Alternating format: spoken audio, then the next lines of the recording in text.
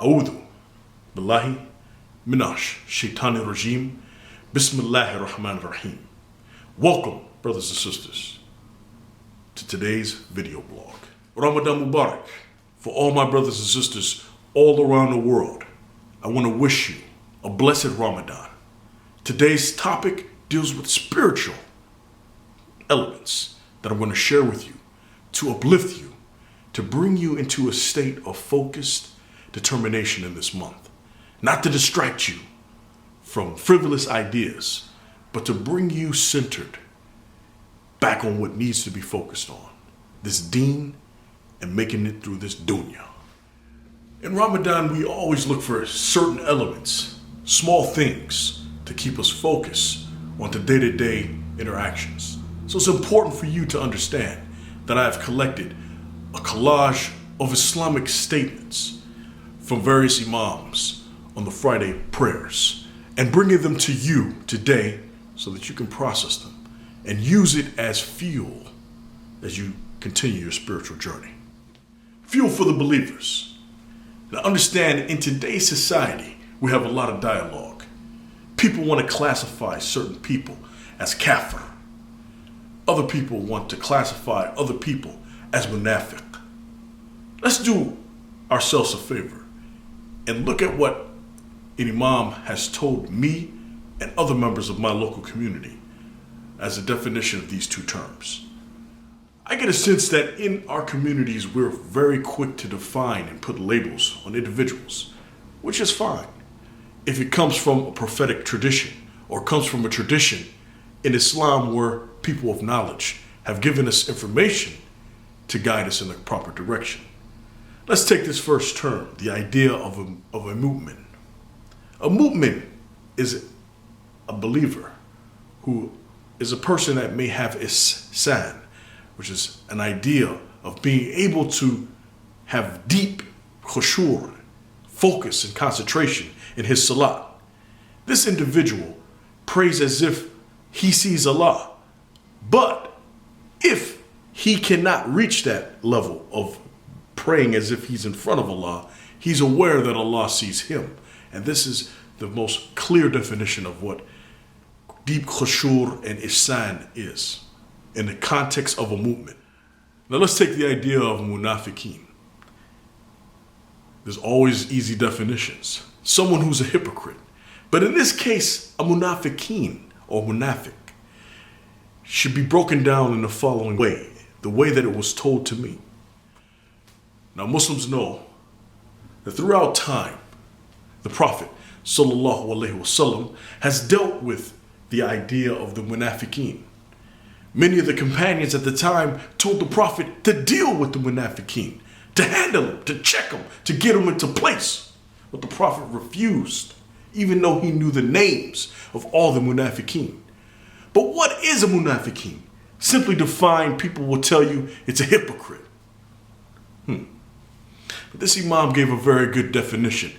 Hold on, let me share it with you. Very beautiful. Think of a munafiqeen as a person, a foolish person, one who fools himself or herself into thinking he's correct, blinding himself away from faith and clear proof. Now, with that one definition alone, brothers and sisters, you get into an area where you actually begin to comprehend that, yourself might have been in that area of munafiq. And you actually want to be more careful in the classification of individuals who are munafiqeen. People who do confirmation bias, thinking that because the way they think, they guide themselves away from clear proofs. Now remember, in Islam, we have clear proofs and we have falsehood. The two do not mix.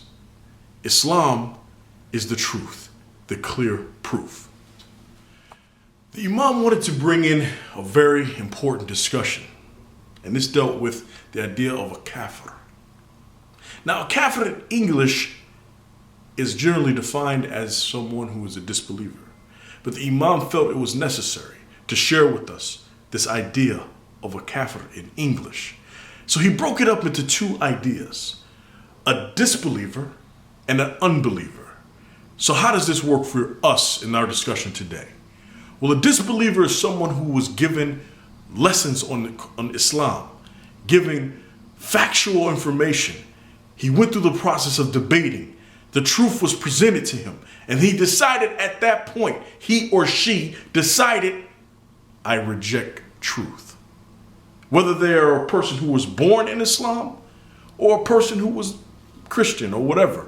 After long-term debates and educations within Islam, they refused and rejected despite the years and years of education. That will be a classification of a kafir. This other important point that the Imam pointed out is another section that's not quite clear, and it deals with an unbeliever. This is someone who was fed misinformation or, in fact, is ignorant to the ideas of Islam. And as you can see with fake news and all the other news outlets within the media, people are fed misinformation. Now, with this misinformation, do we classify these individuals who were misled purposely as kafir? Well, this Imam defined them in a category of unbelievers. Unbelievers are people who don't understand and haven't been given the opportunity to understand. And that's where you and I come in. Let us be the ones to share the beauty of Islam. For all the brothers and sisters in our own faith, educating each other, but then reaching out to the unbelievers and ensuring that they get the proper message of Islam, not something that they watched on CNN. Let me leave you with an Iyat of Quran. Whatever good happens to you is from Allah, but whatever evil happens to you is from your own soul. We have sent the Prophet ﷺ as a messenger to all of mankind, and enough is Allah as a witness. Chapter 4, Ayat 79. Brothers and sisters, enjoy your Ramadan. Fast and be determined. If you need support, reach out to your brother Umar on Twitter and the email below. Until next time, brothers and sisters, Assalamu alaikum wa rahmatullahi wa barakatuhu.